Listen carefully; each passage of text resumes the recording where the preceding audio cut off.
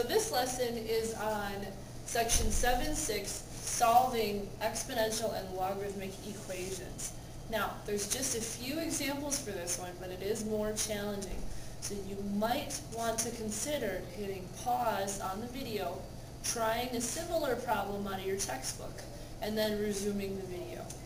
Plan on a lot of practice in class. Your I can statement is, I can solve exponential and logarithmic equations.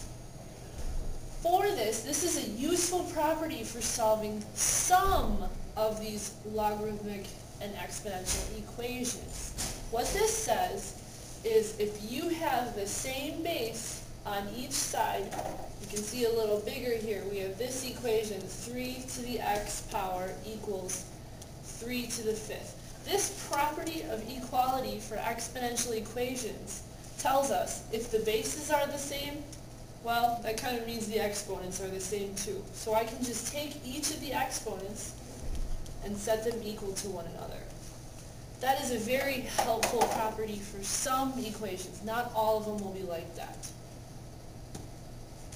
Okay, so let's try that property how you might see it. Now we want to solve by equating the exponents. We want to set the exponents equal to one another. I can't do that yet because I don't have the same base.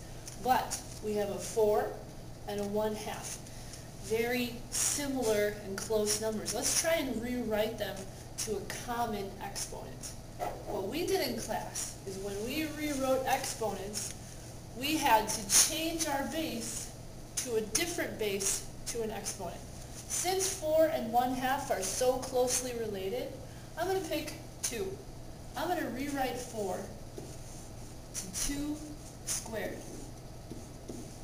And I picked that because now look how much closer I am to a common base. I'm definitely going to have to change 1/2 into a common base.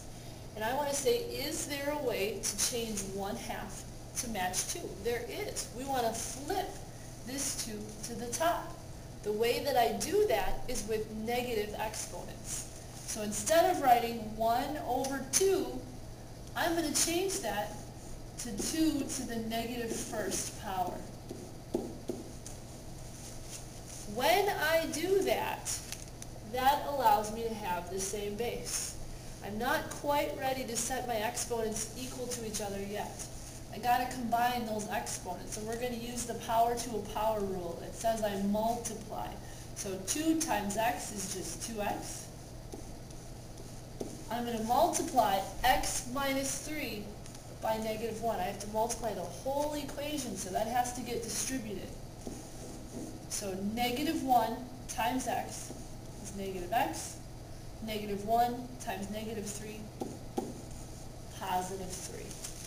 So now I'm going to set my exponents equal to one another because the bases are the same.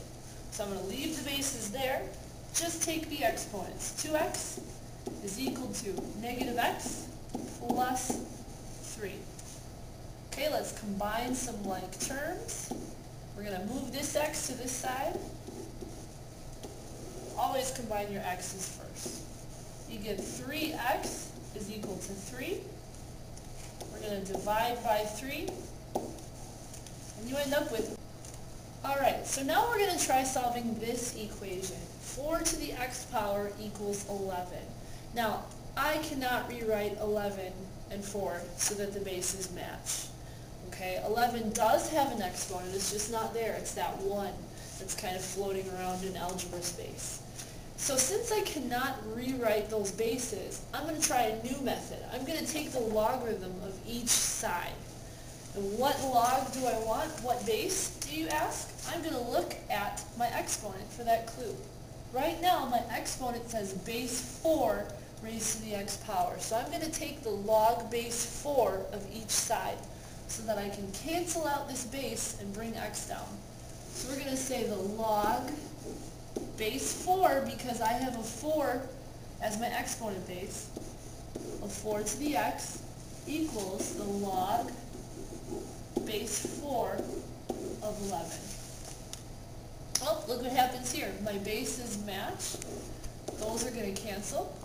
I'm left with x equals log base 4 of 11. I have to say what that equals. And what we would have done is we would have, two sections ago, we would have rewritten this saying 4 to what power gives you 11. Problem with that. Can you raise 4 to any power and get 11? You cannot. It would be a decimal, so we don't want to rewrite it. Instead, we're going to use that change of base formula, so I can just plug it into my calculator.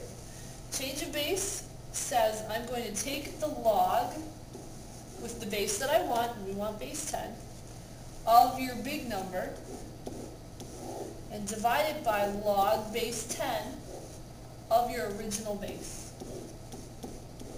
That's going to be my x.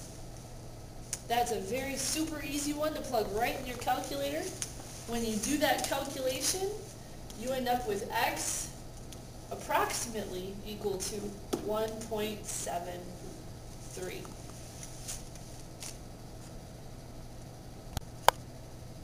Okay, so now we have to talk about a property with logarithmic equations. This stuff, valuable to read, it was right out of your book. Logarithmic equations involve logarithms of variable expressions. So an example of a logarithmic equation would be right here. Log base 2 of x equals log base 2 of 7. Okay, so the rule here says, and it's the property of equality, if you have a log with the same base of something equal to the log of the same base of another thing, those two are equal. It's just like your exponents. Okay, so you're going to look for matching logs and bases on each side. So since those two are equal, I can just take the big piece, what you're trying to take the log of, and set it equal to each other. Okay, and we're going to practice with that right here. We want to solve this logarithmic equation.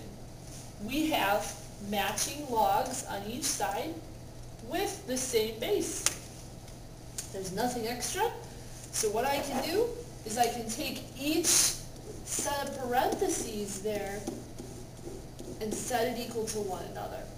So this went down there, this went down there. That's my logarithmic property of equality.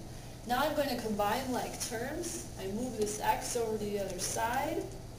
You get 3x minus 7 equals 5. You add 7 to both sides. 3x equal to 12. You're going to divide by 3. You end up with x equal to 4. If you plugged 4 in for x, you should end up with the same equal statement. 4 times 4 is 16, minus 7 is 9. 4 plus 5 is 9, so it does check out.